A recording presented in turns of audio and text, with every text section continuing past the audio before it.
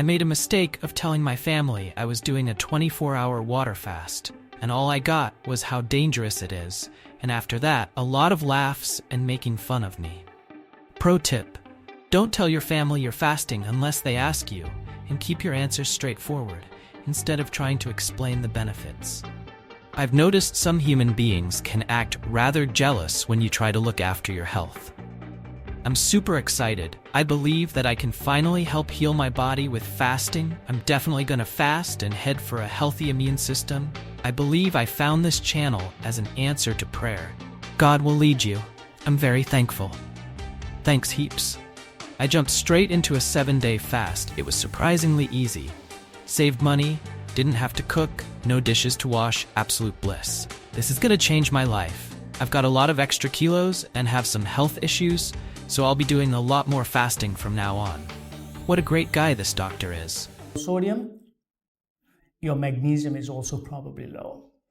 And you need to bump that up by either taking magnesium citrate or magnesium taurate tablets, or spray yourself with magnesium spray, or dip yourself in a warm bath with Epsom salts, or go and take a dip in the ocean. That'll get your magnesium up. Next is you need to consider taking salt tablets. So let me say something about salt. Cardiologist telling you to increase your salt intake. That's another lie. And I can give you a whole lecture on that lie. What do you want to know about salt? So what happens when you restrict yourself? Oh, you're going to be on a low salt, low fat diet. Total lie. The low salt is based on zero data. And when you take in less salt, your kidneys detect it. And therefore, the juxtaglomerular apparatus, which is in your kidney, turns on your renin-angiotensin system. That, in turn, holds on to more sodium. That's how it does it. But as a side effect, it makes your blood pressure go high. It makes your potassium go down.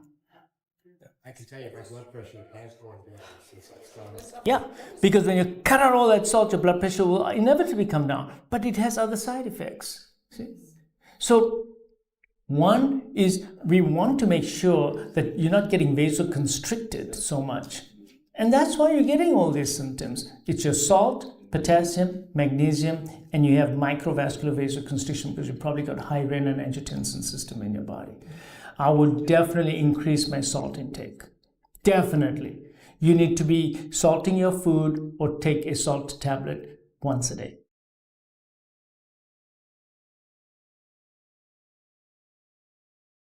If your neutrophil levels are low, there's no data on that.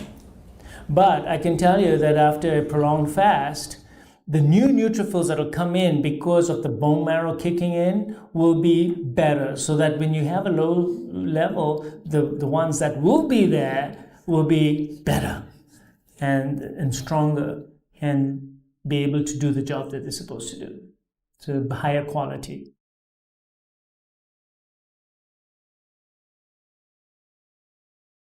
Ideal vitamin D level, they say between 30 and 60. I say 50 to 60. Well, my vitamin D level was 100, and my doctor told me that was way too high. That's too high.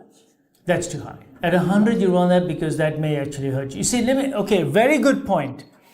So this is what's sometimes the problem with us. We think that a little good is, more is even better. No, it's not. Hormones, and vitamin D is a hormone, has a U-shaped curve.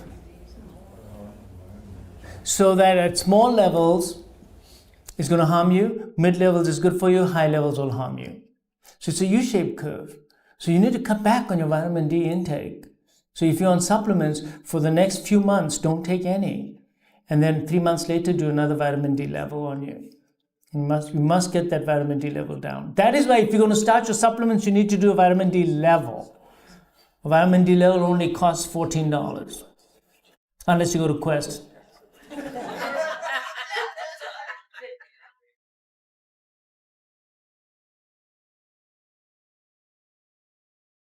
I think that the more long-term fasts are for disease processes, to treat them and reverse them. And the intermittent fasting, which you do on a daily basis, because this is the definition of intermittent fasting that I need to correct with you. Intermittent fasting meaning time-restricted feeding on a daily basis, on a weekly basis, that's for day-to-day maintenance. That's for general health. But if you want to reverse a chronic condition such as inflammatory bowel disease, rheumatoid arthritis, Alzheimer's, sugar, and you want to do that prolonged fast, and you're doing it intermittently, some people call that an intermittent fast. That's why this term intermittent fasting, it's a bit of a misnomer. That's why in this lecture I didn't use it that often, because you got to define what you mean by it. Because some people think that, eating twice a day, breakfast and dinner, I'm doing intermittent fasting. Well, you are, but that's a 12-hour fast in between, and that's not the true definition of intermittent fasting. So intermittent fasting is time-restricted feeding, okay, or 24-hour fast or 36-hour fast, which are easily done once or twice a week. And then you have the more prolonged fasts, the 3-day fast, the 4, 5, 6, 7, 8 days. Those are different. And you're doing those intermittently because you can't do those too frequently. And you shouldn't do those too frequently.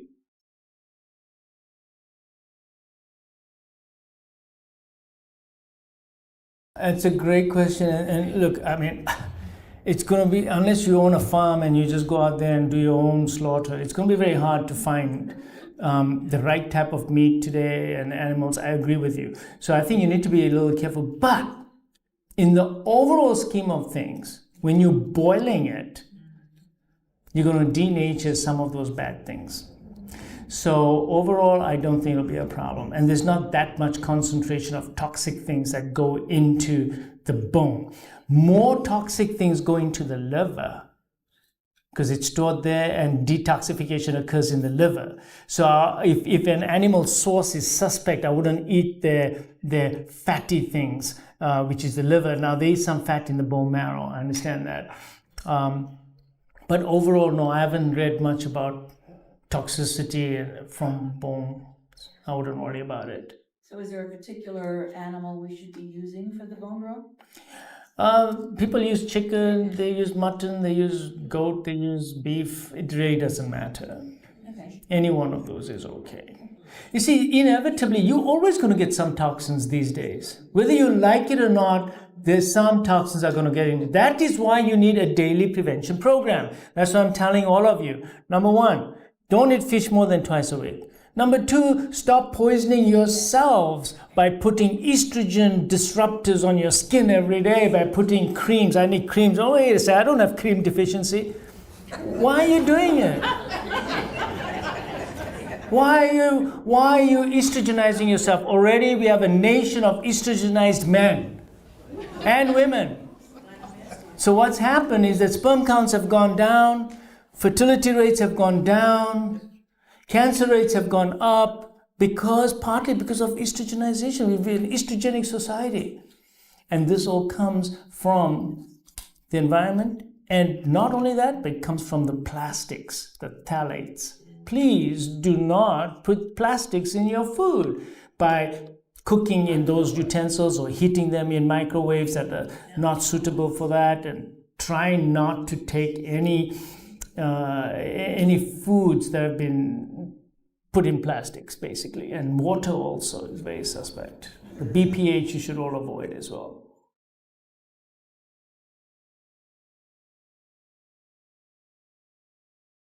No, there's no such thing as drinking too much water. Psychogenic polydipsia is a condition which can occur and it causes low sodium when you drink too much water, but you really need to be drinking gallons and gallons. These are psychologically ill patients and usually occurs in middle-aged women. They drink so much water because it's psychogenically, and then they get this condition. But all of us, no, we will not get that. No way.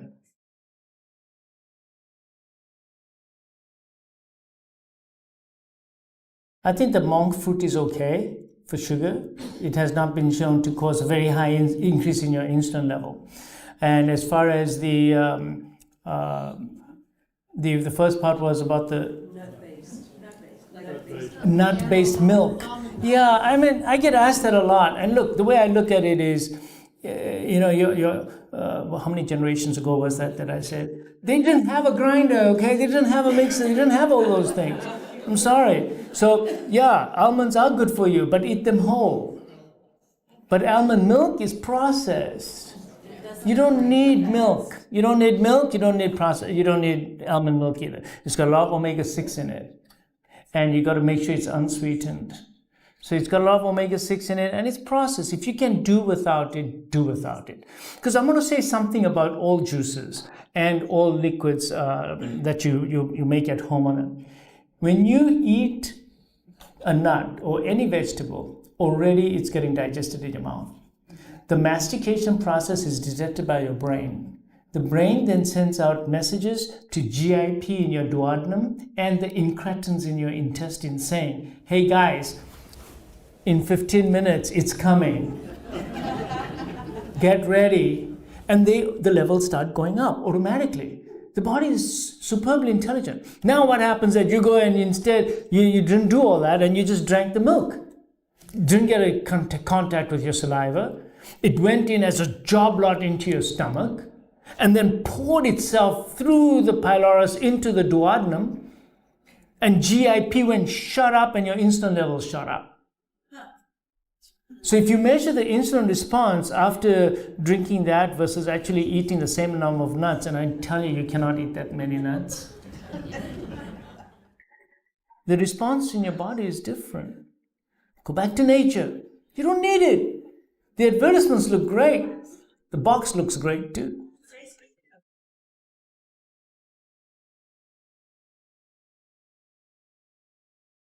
Yeah, that's a great question. 3, 5, 7, how do you do all that? You know, it's very individual.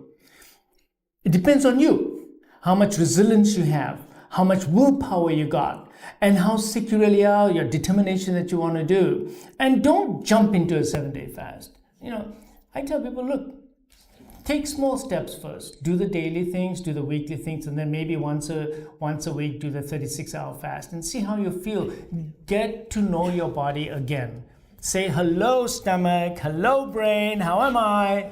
And get to know yourself first. And then, after you've done that for a couple of months, then plan it. And then I tell people that if you're going to do this, my personal view is don't do a 3-day fast. If you're going to do something, go to a 5-day fast. Because at 3 days, you just got into the maximum benefit. And then you're going to stop. And you'll be feeling fantastic at the end of your 3rd day. And then you're going to get the most ultimate improvement on your 4th and 5th day. So if you want to do something, my advice to you is do all this daily stuff and weekly stuff and then do the 5-day water fast. That's the way to go. A 5-day water fast is the way to go.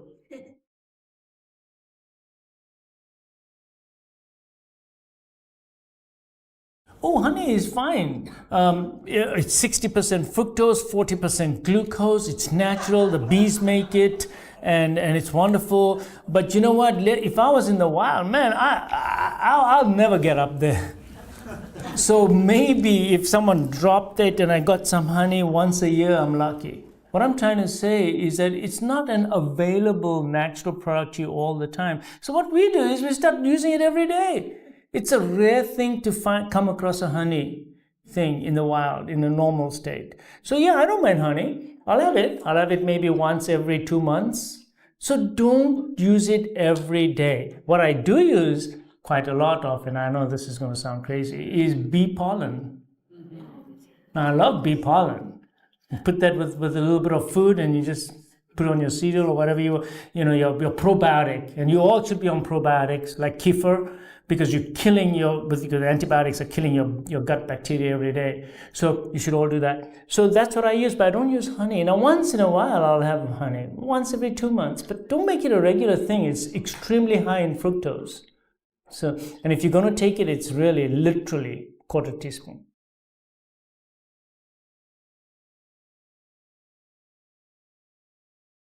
Absolutely. You should. When you exercise, and this, by the way, applies to all of you. When should you exercise? You should exercise when you're fasting. So when are you fasting? First thing in the morning. So if you're going to eat and then go to the gym, you actually put on less muscles. Same amount of exercise. But when you exercise, and this is counterintuitive to what even your your gym masters will tell you, no, you must exercise in a fasting state. So even on a day-to-day basis, when your stomach is empty, when you're at your lowest, that's when you should be exercising. If you want to put on more muscle and get all the benefits of exercise, that's when you should do it. Now, as far as fasting is concerned, yes. In fact, you should do at least 30 minutes of gym work every day that you're fasting. But my problem is that on the 4th and the 5th day, you will want to do 1 hour instead of half an hour. Most of the people I talk to on the 4th and 5th day, they say, my God, I was unstoppable. I actually got up and went to the gym because I just needed to do it. I had so much energy.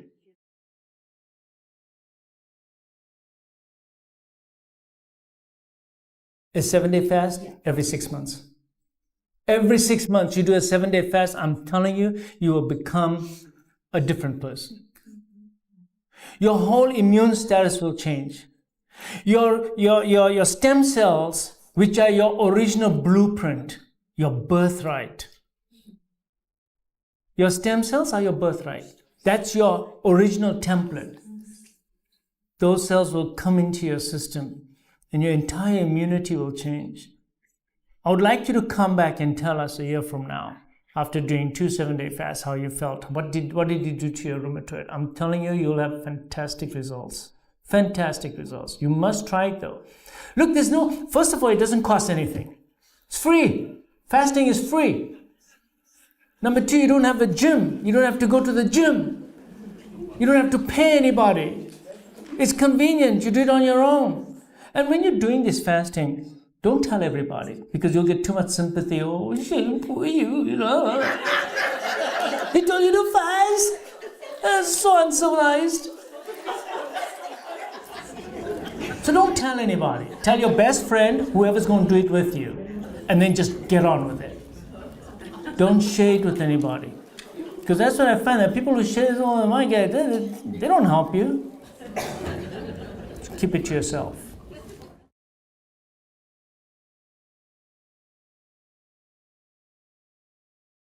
He does have data to show that his supplement, which is the fasting mimicking diet that you're talking about, where he gives you all these packets to take for breakfast, lunch, and dinner, they do seem to produce the biochemical changes that we want. There's data for that. So there's absolutely no doubt that it does work.